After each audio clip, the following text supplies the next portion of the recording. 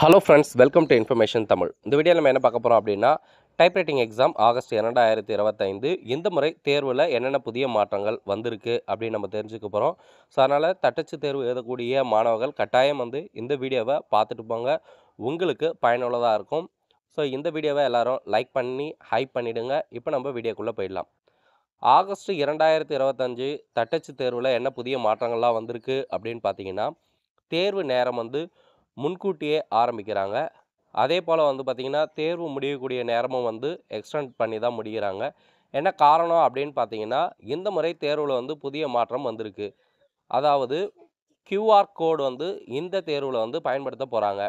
So தேர்வு எழுதக்கூடிய மாணவர்களுக்கென தனியாக QR கோடு ஜென்ரேட் பண்ணுவாங்க. ஸோ அந்த QR கோடு உங்களுடைய ஆன்சர் ஷீட் பேப்பரில் ஒட்டி அதை வேல்யூவேஷன் பண்ண போகிறாங்க. ஸோ இந்த முறை டிஜிட்டல் வேல்யூவேஷன் தான் பண்ண போகிறாங்க அப்படின்ற தகவல் கிடச்சிருக்கு. ஸோ அதனால் பார்த்திங்கன்னா, இந்த புதிய நடைமுறையை தொழில்நுட்ப கல்வி இயக்ககம் அறிமுகம் படுத்தியிருக்காங்க. ஸோ ஏற்கனவே வழக்கமாக நடைபெறக்கூடிய தேர்வு அதே மெத்தடில் தான் நடக்கும். ஃபஸ்ட் செகண்ட் பேப்பர் நடக்கும். ஸோ அது முடிச்சுட்டு ஃபஸ்ட் பேப்பர் நடக்கும். அந்த தேர்வில் நீங்கள் தேர்வு எழுதக்கூடிய அந்த 2 மெயின் ஷீட்டும் ஃபஸ்ட் பேப்பர் செகண்ட் பேப்பர் நடக்கக்கூடிய மெயின் ஷீட்டில் QR கோடு ஜென்ரேட் பண்ணி அந்த இன்ஸ்டியூஷன் தரப்பில் அவங்க ஒட்டுவாங்க. ஸோ நீங்கள் வழக்கமாக உங்களுடைய ரிஜிஸ்டர் நம்பர் எல்லாமே எழுத போகிறீங்க. ஸோ தேர்வுக்கு நீங்கள் எப்படி தயாரானா நல்லாயிருக்கும் அப்படின்னு பார்த்தீங்கன்னா, தேர்வுக்கு 1 மணி நேரம் முன்னதாகவே அந்த எக்ஸாம் சென்டர் ரீச் ஆகிடுங்க. இப்போ காலையில் 8 மணிக்கு ஃபஸ்ட் பேட்ச் ஸ்டார்ட் ஆகுது அப்படின்னா 7 மணிக்கே நீங்கள் போய் ரீச் ஆகிடுங்க.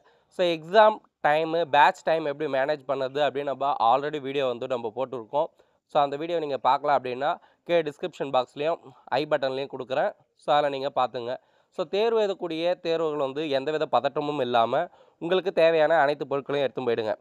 அதாவது நீங்கள் தேர்வு எழுதக்கூடிய பென், அதுக்கடுத்து பார்த்திங்கன்னா பென்சில், ஸ்கேல், எரேசர், ஸோ இதெல்லாம் நீங்கள் எடுத்து போயிடுங்க. ப்ராக்டிஸ் பண்ணக்கூடிய பேப்பர் நீங்கள் ப்ராக்டிஸ் பண்ணிவிட்டு எக்ஸாமுக்கு முன்னாடியே வெளியே நீங்கள் கொடுத்துடணும். ஸோ அதுதான் ப்ரொசீஜர். ஸோ பதட்டம் இல்லாமல் நீங்கள் தேர்வு எழுதினாவே நீங்கள் இந்த தேர்வில் கண்டிப்பாக வெற்றி அடையலாம். உங்களுக்கு வேறு ஏதேனும் சந்தேகங்கள் இருந்தால் கண்டிப்பாக கமெண்ட்டில் தெரிவிங்க. டைப்ரைட்டிங் சம்மந்தமான அடுத்தடுத்த வீடியோவில் நம்ம பார்க்கலாம். ஸோ இந்த தகவல் கண்டிப்பாக டைப்ரைட்டிங் எழுதக்கூடிய அனைத்து மாணவர்களும் உங்களுக்கு தெரிஞ்சவங்க யாராக இருந்தாலும் அவங்களுக்கு ஷேர் பண்ணுங்கள். நன்றி.